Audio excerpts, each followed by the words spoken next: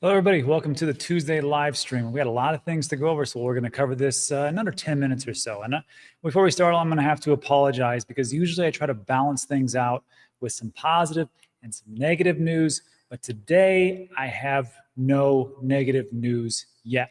But things are looking pretty good. So let's talk about the good stuff, which is everything. So this was just revealed by President Donald J. Trump over on Truth Social. Looks like they just passed a pretty, as Trump would say, massive deal with Japan, perhaps the largest deal ever made, as Trump usually likes to say. Everything's the most magnificent and largest of all time. He says Japan will invest at my discretion or direction $550 billion in the U.S. Wow. Wow. $500 billion, which will receive 90% of the profits. This deal will create hundreds of thousands of jobs. I like that. Never been anything like it. Perhaps most importantly, Japan will open their country to trade, including cars and trucks. Wow, looks like we're going to be exporting rice and certain other agriculture products, other things, which we were not sending over there, and now I guess we are. Japan will pay reciprocal tariffs to the U.S. of 15%. This is a very exciting time for the U.S., and especially for the fact that we continue to always have a great relationship with Japan. So when we talk about these things, why we talk about these things? It's because macro still rules the roost as far as the digital asset space. If we have a very weak economy and a very weak happenings going on with macro, we are not going to grow and see some massive gains in our potentially big, huge bags that we hold of digital assets. So when I talk about these things, it's important, obviously, to be aware of it. Now, there is one caveat before we move on, which is, you know, people would say like, well, that's just one tariff. We know that's going to be huge taxes. Jerome Powell is talking about it. They're very worried about it. That's why they're not raising rates. I get all that stuff.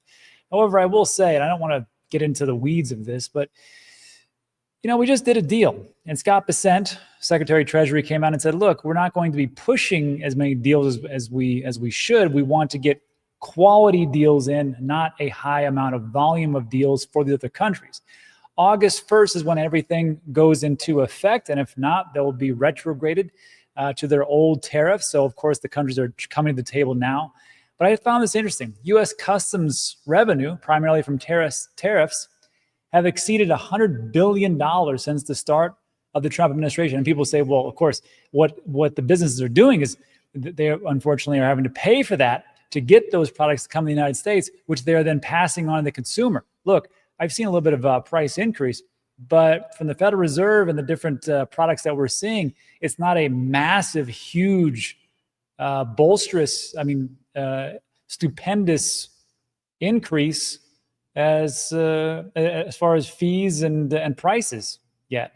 So as far as inflation goes, I mean, we've seen the data. We're going to keep seeing the data. So far, it's just slightly up. So we'll see if this can continue. It's very interesting to me to see if we can actually get this, but this is the facts. Total customs revenue is $106.1 billion.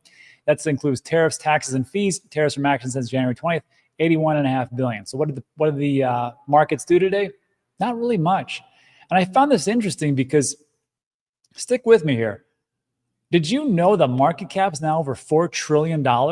Market cap, $4 trillion of our little tiny crypto space. Now, of course, look at gold, you're looking at over 21 trillion, correct me in the comments section, but $4 trillion. And what has Bitcoin done?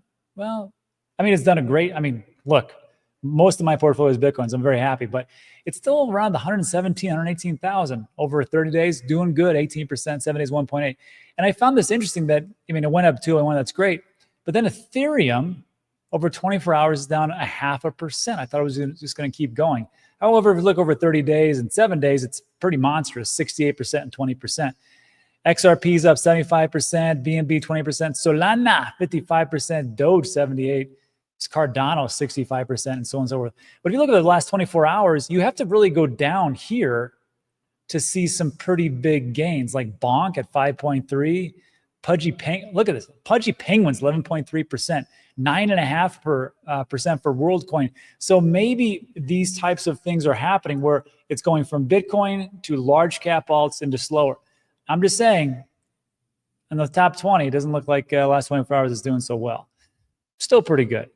And that would lead me to this point that I was making this morning, which was, I know there was a bit of a dip in the market and everybody was like complaining about it. I'm like, what are you doing? stop crying and start buying. I mean, in my personal opinion, I can't give financial advice. I think this is the time to really go into it. I mean, I think, of course, the best time would have been, well, I don't know, 15 years ago when you could have bought Bitcoin at like a dime, but you weren't around. So, and of course, the bear market in 2022, that was a pretty good time to buy. I was buying. I don't know if you were around. It was a great time. I was buying in 2018 as well. But this would be a pretty good time, I think. I mean, I think we're on the precipice of doing some pretty great things. Now, I can't tell you what to buy, but I'm just saying, like, I know I saw a lot of people kind of hurt in the comments section of, hey, I thought this one was supposed to go up. Stop crying about it. It'll be just fine. Dominance going down a little bit as far as Bitcoin. When Bitcoin dominance goes down, I think we're below 60, 59.67. Once we start to go below Bitcoin dominance and flows into other altcoins, will this continue? Well, there's some people, smart people, who think that it's going to rally until August, then it's going to dump again, and then you're going to have September, October to reaccumulate, and then November, December is going to be another time. Who knows? But I will say there are some interesting things going on as far as the Bitcoin ETF. Did you know, and we talked about this yesterday, BlackRock, who has been just crushing it, telling their consumers, their patrons, like, look, this is something that you want to get into, definitely buy up the Bitcoin ETF. And of course, their customers have been doing it at a massive scale. Look at this, 11th of July, 953 million, 14th of July, 394 million, 15th of July, 416 million, 16th of July, 763 million, 17th and 18th, almost $1 billion. But look at yesterday, zero. Interesting, huh? And then as of today, the ones that have reported, we're down 68 million. People are selling their Bitcoin ETF. What are they doing? It's a great question. I can tell you this. Take a look at the Ethereum ETF. Still looking pretty good as far as with BlackRock and everything across the board. You know, yesterday they put in 102 million. Friday, 394. So there's something to be said about if you're not putting anything into, and who knows, this is Dash, I don't know, it hasn't been reported yet. If you're not buying here, but buying over in Ethereum, just saying, BlackRock's got some pretty reasonable, smart investment advisors. Maybe they're telling their customers to do something different. But I will say, I was talking to Wes this afternoon over there at Smart Money Tracking. He's like, hey, mate, these guys, I can't even do a UK impression. I suck at it. But he's like, mate, there's a lot of people, and he just follows the Smart Money. And he said the Smart Money is buying in like crazy. I was like, oh, really? What are they buying into? Why don't you tell me? And he's like, and the message got mumbled, but I think it was Ethereum and a lot of other different altcoins, not so much Bitcoin. So I asked Wes, I said, hey, come on the show and talk to us about what you're seeing as far as like the Smart Money. And it's looking pretty good. And if Smart Money, and I don't think it's ever smart, I think it's just big money. If that's the case, we're going to go pretty darn high. So that's just on top of that. And now the finality, the cherry on the sundae. I can't believe this is this much good news. I wish I had some bad news. Coinbase just struck up a deal with PNC Bank today. So they state we partnered with them to make it happen. PNC Bank clients will soon be able to buy, sell, and hold crypto. Who's PNC Bank and why should we care? It's because they got a lot of money. That's why. They have $325 billion assets under management. I think it's one of the largest banks globally. And they just did a partnership with Coinbase. Can't believe this. They did a partnership with Coinbase to make it easy for their customers to buy crypto from within their accounts. This is crazy. So you're gonna be able to go into your bank, and this is why it was important for legislation to come through as far as that Clarity Act to get going. Now we're still waiting for that to pass through the Senate. I believe that's supposed to be on President Trump's desk on August 31st. Hopefully, we'll see if it actually gets there. But you have stuff like this going through, and the OCC has already said, and the SEC has already said, look, if you're a bank and you want to deal and venture into cryptocurrencies, digital assets, you can do that, and you can custody those types of assets for your customers.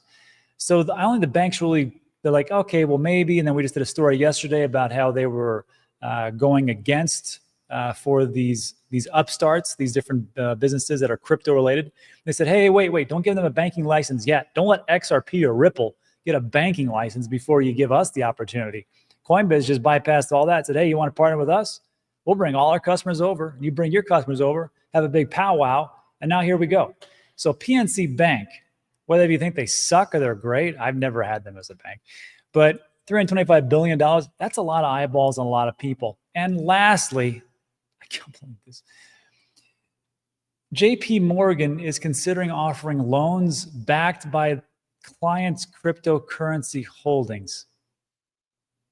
Unbelievable.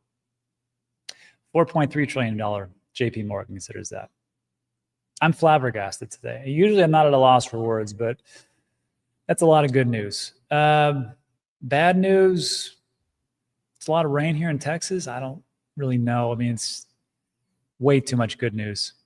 Anyhow, that's it for tonight. If you like today's video, thumbs up, consider subscribing. When we talk about is time sensitive.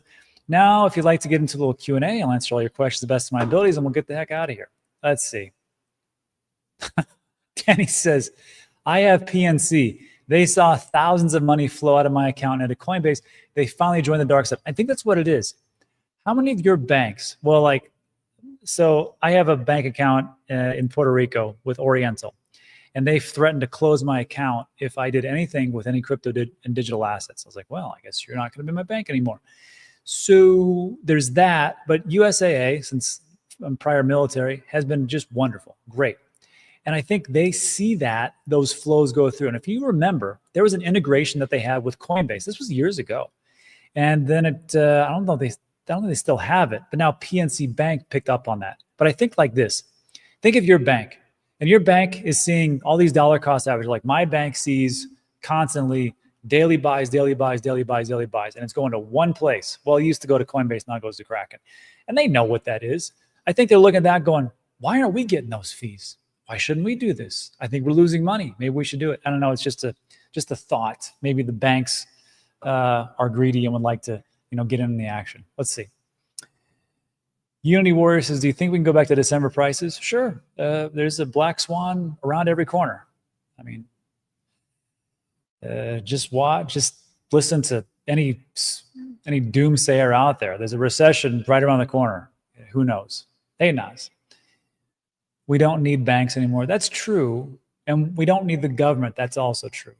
But we don't need anybody, but it really does help to accelerate the cause and to get the word out and to get the normies into it. Like, look, I've said this before and I'll say it again.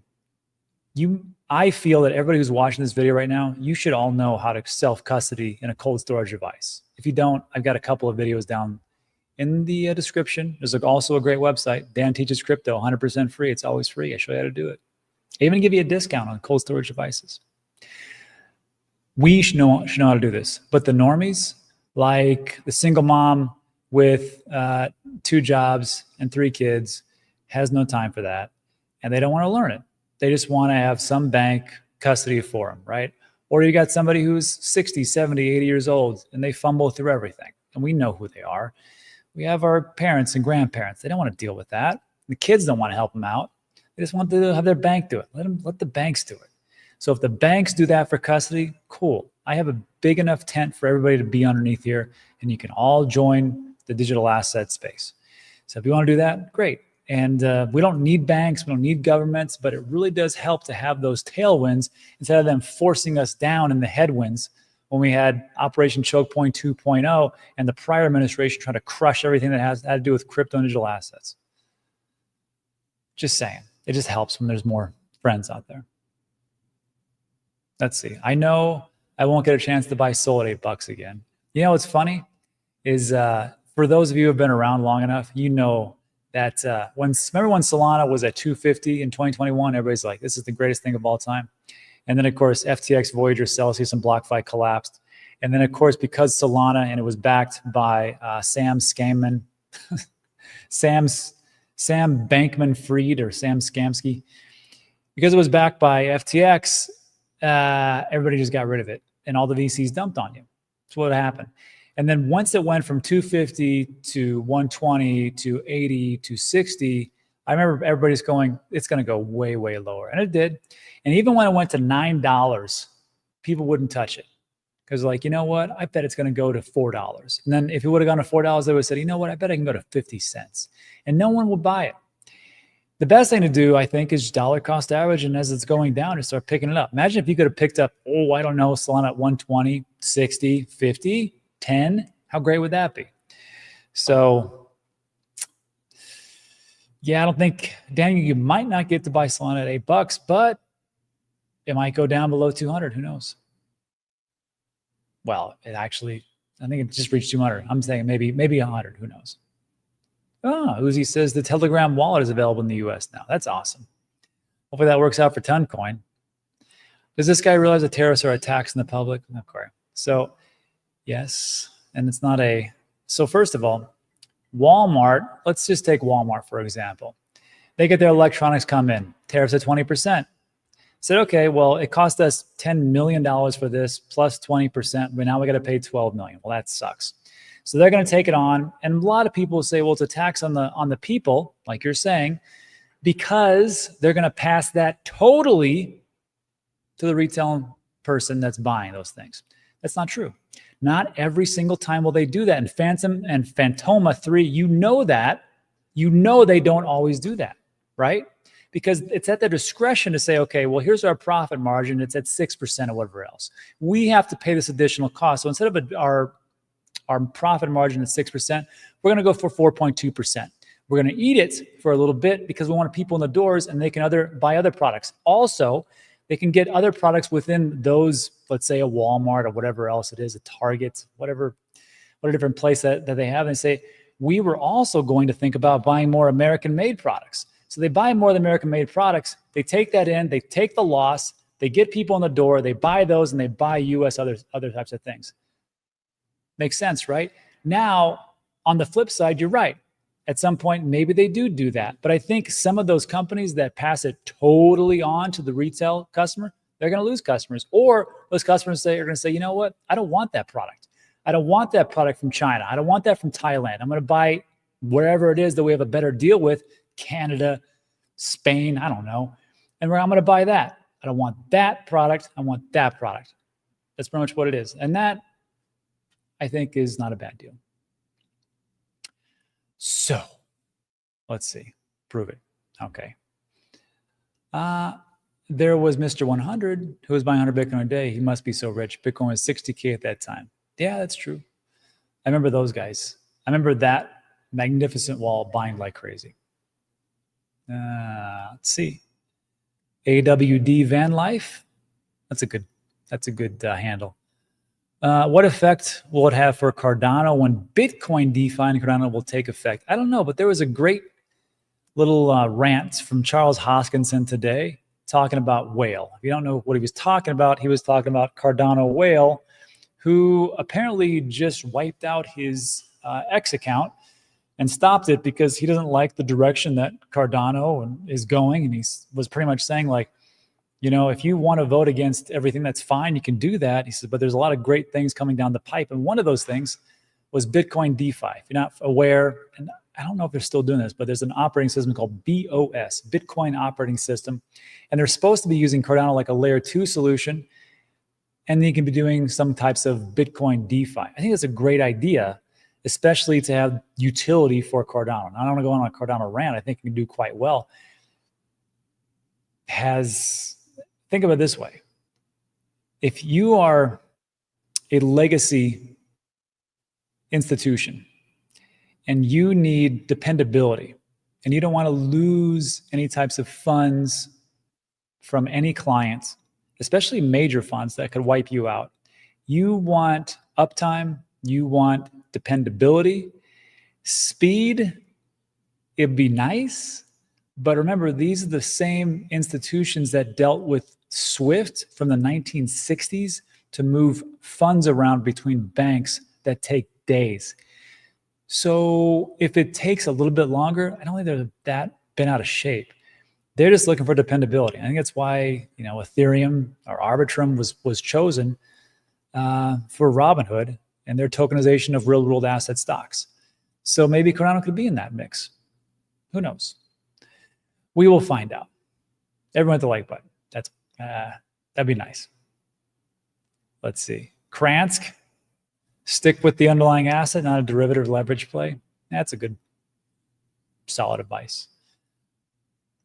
I love these. Comment says, when Bitcoin was 19K, I told all my friends to buy a little. Now they're calling me to ask if they should buy now. Comments, you got to say yes so we can dump on them. Not just kidding, but not really. No, tell them to buy a bunch of altcoins. See how they do. No, just also kidding again. Just tell them there's a guy named Michael Saylor, and he's going to keep buying the top. And right now, you're going to probably buy near the top. But just remind them, if you have a 4-year time horizon, just 4 years, anybody in this entire planet who has ever bought Bitcoin and had a 4-year time horizon is in profit.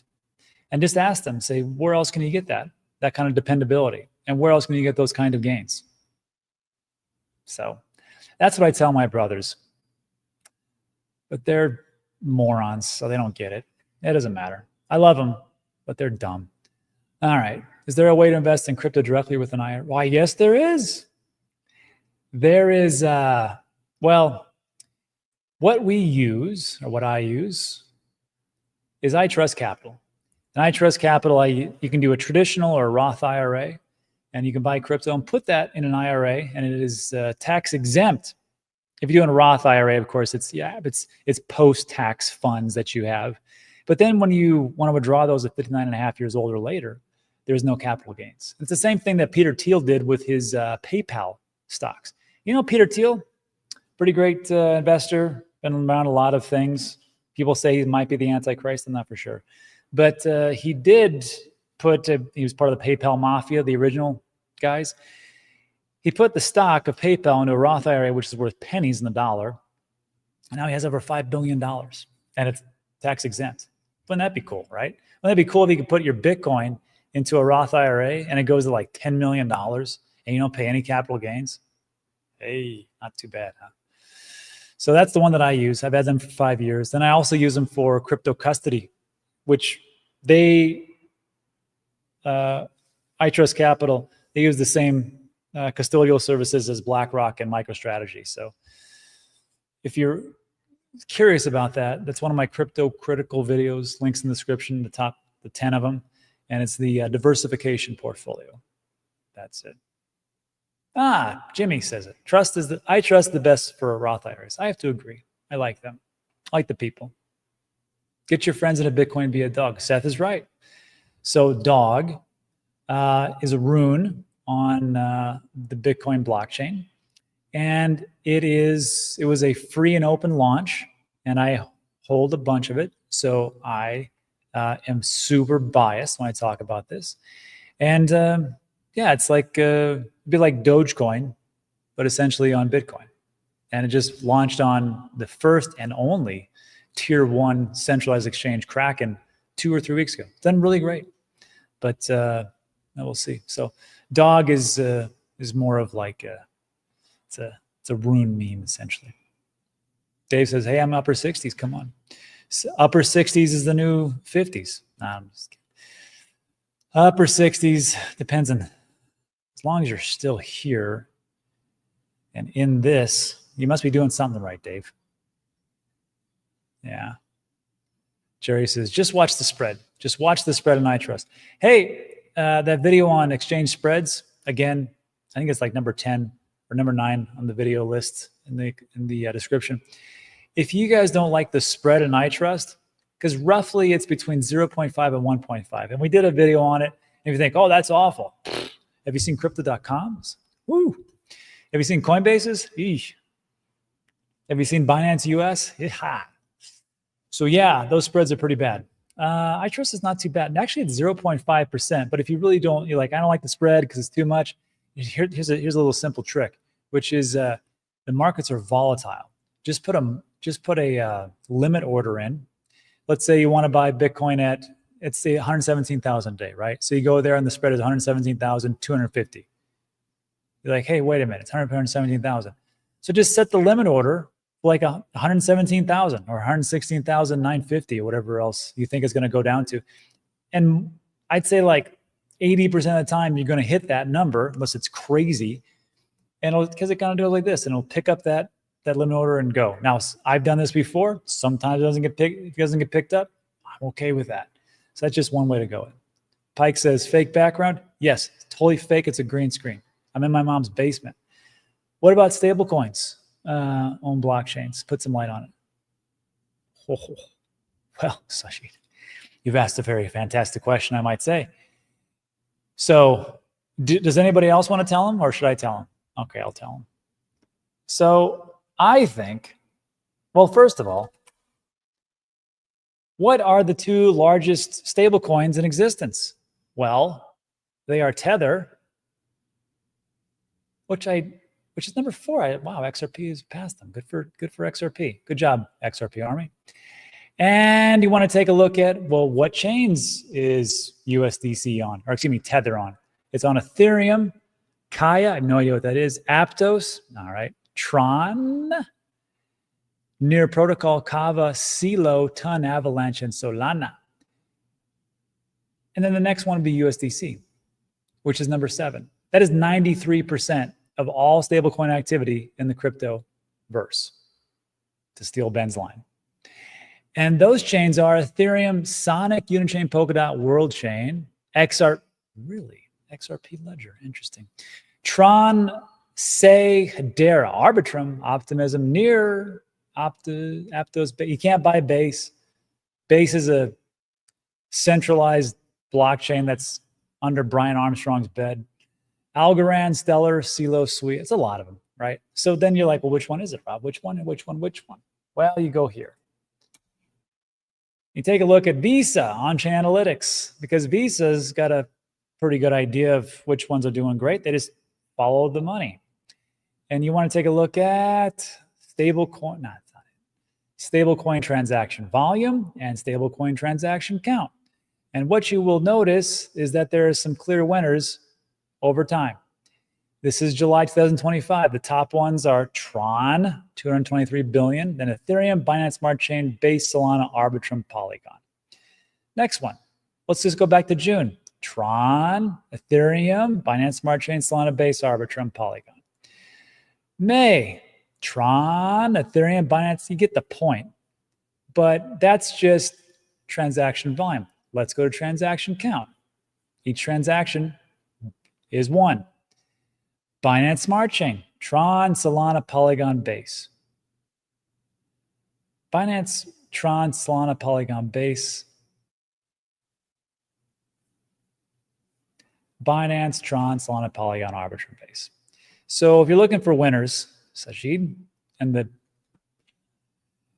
different rails that they're built on, look no further than right there. And let's go. Uzi says, Rob, keep up the push-ups. Keep in shape as always. Yeah, it's great. And I'm going to leave you with this because we're coming up. It's getting kind of late. A healthy person has 1,000 wishes and a sick person only has 1. So all this money that you're making and all these different things that you're doing, I hope you have a purpose and I hope you're healthy. Because if you don't have your health, what do you have? And that's it for tonight. So look, if you like today's video, thumbs up, subscribe, all that good stuff. I appreciate you guys hanging out with me for 30 minutes. That was pretty fun. But that is it for tonight. I appreciate you guys, and I'll see you on the next one. Have a great rest of your night or day. Adios.